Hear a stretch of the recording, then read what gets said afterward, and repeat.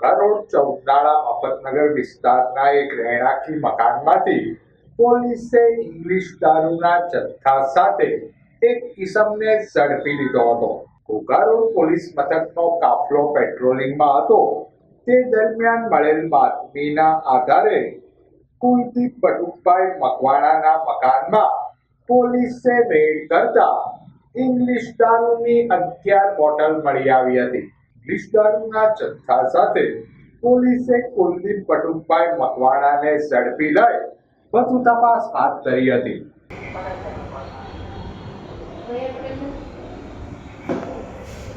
Patel